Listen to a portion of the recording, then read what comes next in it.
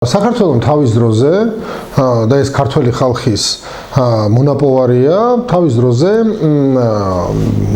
მიიღო თავისუფალი მიმოსვლა ევროკავშირში, ევროპის ბევრ ქვეყანასთან და ეს მან დამსახურებულად მიიღო, ხო? რატომ? იმიტომ რომ საბჭოთა კავშირის ამ ტოტალიტარული კავშირის თუ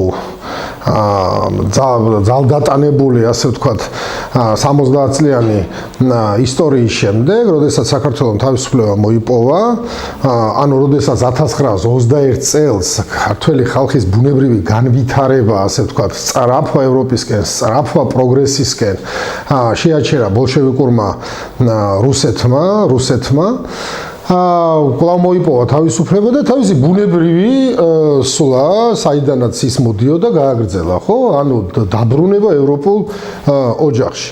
და რასაკვირველია, როდესაც შენ ოჯახში ხარ, ხო? ბუნებრივია, რომ თავისუფალი გადაადგილების საშუალება უნდა გქონდეს, ხო? ეს ხო მარტივია. რა ვიცი, ეხლა დღეს თბილისიდან ჩამოვედი და ან გორიდან რო თბილისში წახვიდე, ან რა ვიცი, ქართლიდან იმერეთში წახვიდე და შემდეგ შენ რო ბარიერები გქონდეს, ხო? ელემენტარულად რაღაც აბსურდია რა.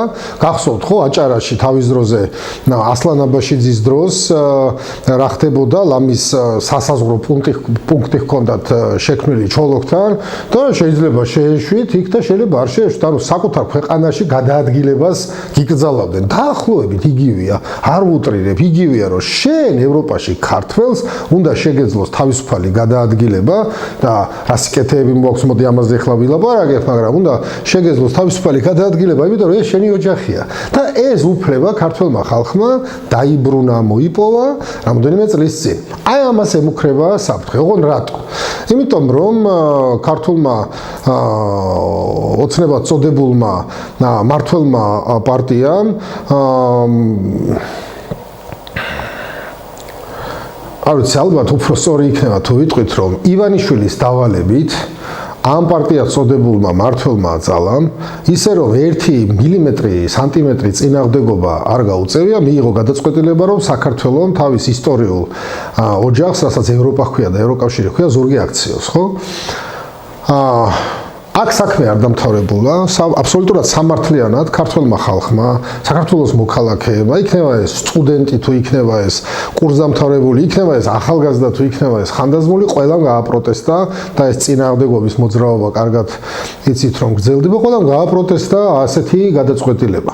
რა შეიძლება დააზიანოს, რამოდენიმე მაგალითს ვიტყვი, თუმცა მაგალითები სამწუხაროდ ძალიან ბევრი იქნება. მოგეხსენებათ, რომ არაერთი ქართველი, რა ვიცი, ზოგი 90-იანი წლებიდან, ზოგი მოგვიანებით წავიდა ემიგრაციაში, ხო? და ბევრი ჩვენი მოქალაქე ცხოვრობს საზღვარგარეთ. ოჯახში, ევროპულ ოჯახში თავისუფალი გადაადგილების უფლება მის მოიტანა, რომ ელემენტარულად ადამიანებს ოდესაც საშუალება აქვთ და თან მით უმეტეს იმ პირობებში, როდესაც თუ კი რამოდენიმე თვით შეიძლება შენ ადრე დაგეგმა და მიუხედავად გაჭირვებისა მაინც არ ყოფილიყო ეს, ასე ვთქვათ, დიდი ტვირთი ფინანსური, ოჯახებს საშუალება მიეცათ, რომ გაერთიანდნენ.